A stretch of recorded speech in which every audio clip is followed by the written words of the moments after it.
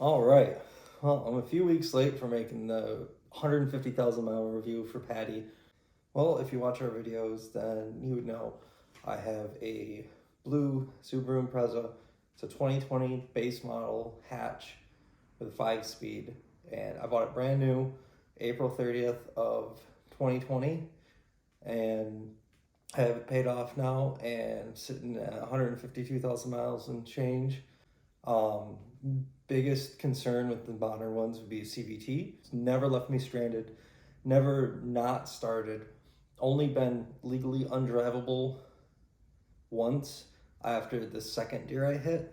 I hit one deer that just left some fur on my headlight. Second deer, smashed the front end, smashed off the driver's side headlight, bent the hood, smashed the bumper. Only things that have broke on it, um, not really breaking, but the driver's front window has, I've had to reset it twice, um, or it'll go almost all the way up and then think that it's topped out and will go about halfway down or go all the way down.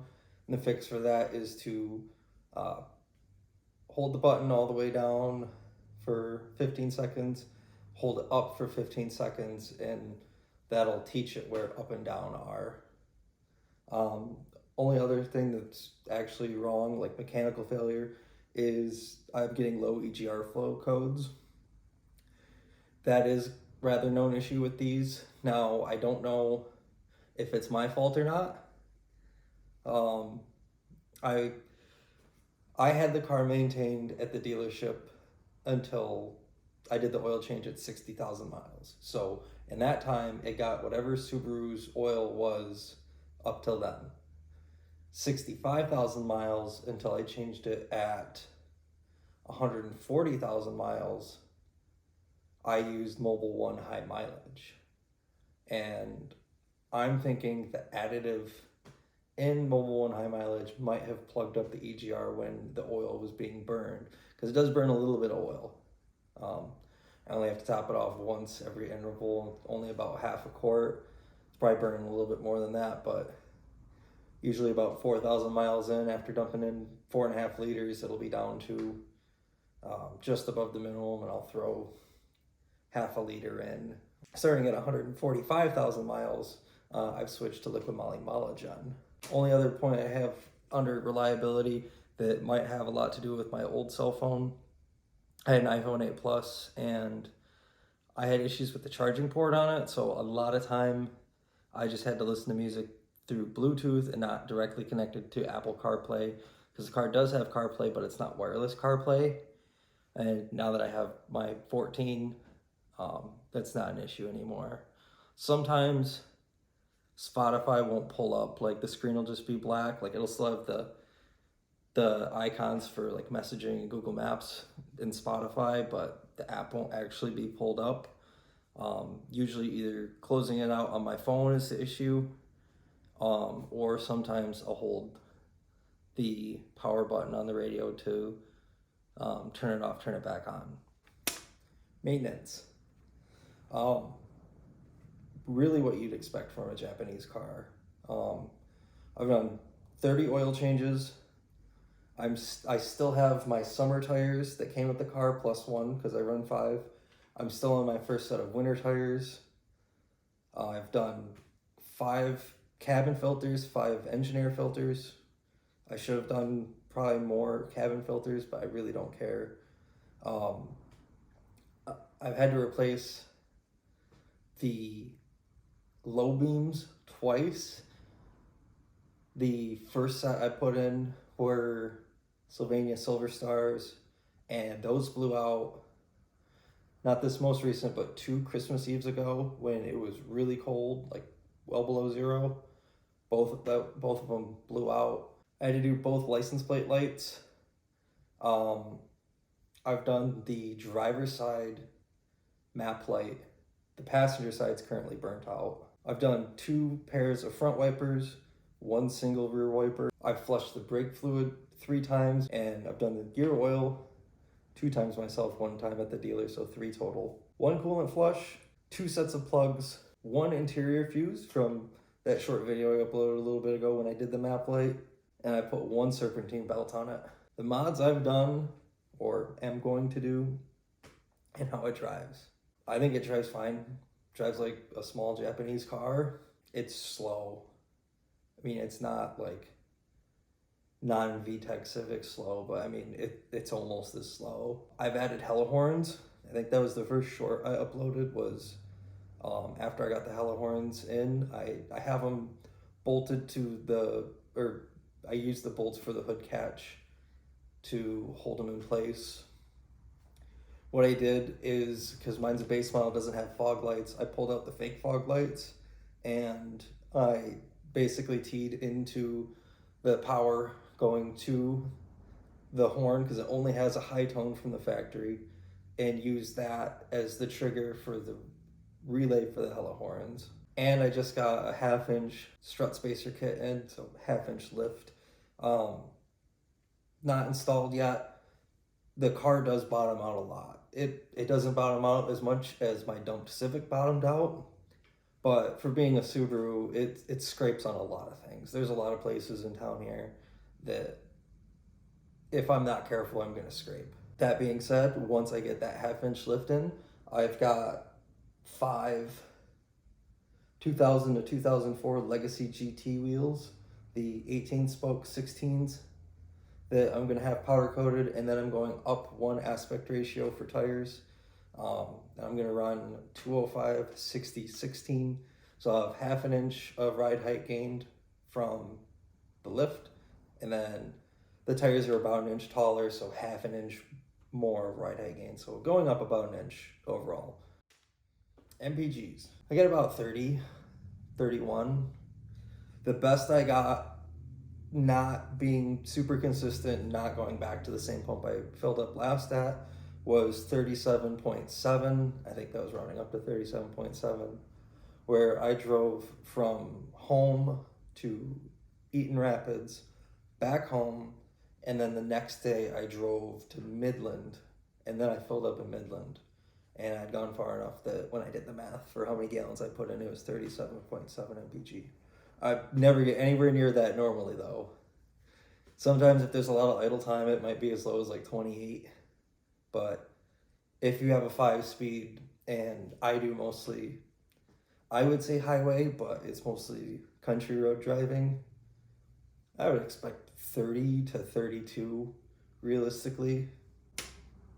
Usability, I think it's perfectly usable. The sedan is a longer car, but the hatchback is more usable, having the hatch.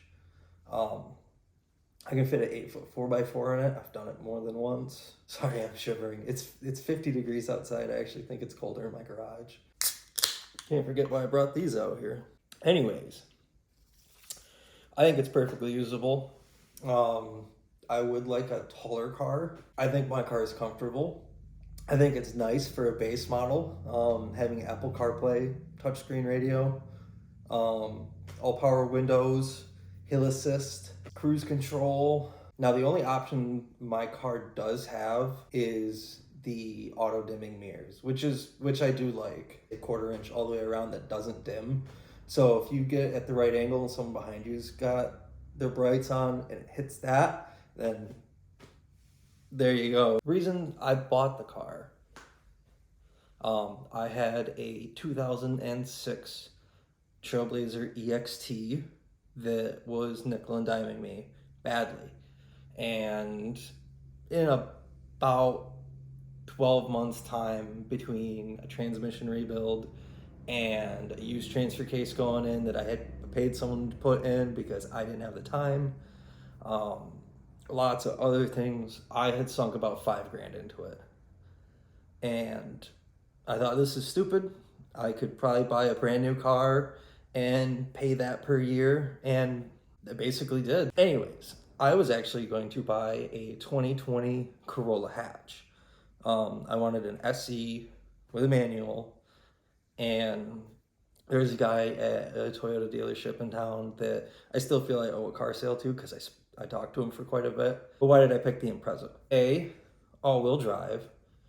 B, so it's a lot more analog of a car. Parking brake is still mechanical. That was a big thing. I was honestly expecting the same gas mileage But boy, was I wrong, and I didn't look into it, because the Corolla probably would have been upper 30s, and if I bought a CVT, I might be close, but that's definitely not averaging upper 30s for MPG. It is only a 5-speed. It could use more power, and it could use better gearing. I don't want to necessarily say that it needs a 6th gear, even though they have a 6-speed transmission that they put in the Crosstreks that I think would have been better for this. First is pretty low. Fifth, I think, isn't high enough. So easiest thing there would be raise the gearing for the final drives, which is about 410, which is pretty low for a compact car. So if you got that to like a 3.9 final drive, then the gearing would probably be better. Probably get a little bit better MPGs and not be turning $3,000 going 75, 80 on the highway. Wouldn't run out of first gear as fast. I think it'd be a better overall gearing choice for the car. But that's just me being nitpicky. Another thing, if you are looking to buy this and you're looking to see what it's like to have it for as long as I've had it, it does have electronic steering. Don't worry that like the electronic steering's in the rack. The nice thing about Subarus is it's actually a manual steering rack and the assist is in the column. The electronic steering in these is really easy, so you're gonna feel like it's a little touchy for a while. Also, the brakes seemed a little touchy from going from my Trailblazer to this, but I got used to that. I got used to the steering. That was no problem. I think the seating position's pretty comfortable. So me being 150,000 miles in, would I recommend this car? Yes. And now it being 2024, they don't make this body style anymore. You can't get, if you want them to sedan, you can't get one. If you want a manual transmission, you can't get one. But I think more people should have bought these because they don't follow Subaru's reputation for popping head gaskets like everyone's going to comment. Not to say that these don't blow head gaskets, but it's not the frequency like the EJs were. I've only seen a few people post in the Facebook groups that they're doing head gaskets. And that's also to say that these aren't that hard to work on. That's one thing I forgot to go over is pretty much anything besides the engine is relatively easy. If you're doing passenger side headlights, you got to pull a little air ram off. Brakes are just like any other car with disc brakes. Pushing calipers. The fronts are dual piston, but they just push right back. Parking brake, you probably won't have to touch. The equalizer is under the center console if you do want to adjust the equalizer. Center console is not that hard to rip out. I took it out one time to clean it. Maybe that'll be another video I can make next time I go to clean it if I ever care to. Big thing that I completely glossed over that I've been dealing with now for months is the check engine light in this car does disable traction control and hill assist. If I relied on those and I had a check engine light that disabled them until I got that check engine light off, I'd probably be upset. It is a little annoying because I haven't had cruise control since all the lights went off and I was able to use it was October when we went to Tennessee, and I pulled into the hotel, shut it off, and then the next day I got in it, light was off. How it was when it was throwing the code less frequently was traction control light would go off, then the hill assist light would go off, then the check engine light would go off, and you'd be able to use cruise control. There's a process to diagnose if it's the EGR valve that is bad, and I've got that printed out in the back seat. I just don't feel like doing it when it's freezing out, or I could have a plugged cooler. I did clean the valve one time and it seemed like it threw code a little bit less frequently. So I don't know. I don't know if I feel like affording to have the dealer look at it. All that said, especially if you have a little bit of a cushion to fix it if it does break and you're not dependent on yourself to fix it, would I buy this car? Again, yes. And I think if you're okay with the size of it and you're okay with driving a stick, I think it's a great car, especially if you live where it snows. One last point I wanted to make before I go back in the house, start editing that, is I just want to flex how many places I've taken it. Not gonna lie. We live in Michigan. Car was born in Indiana, but went from Indiana to Michigan.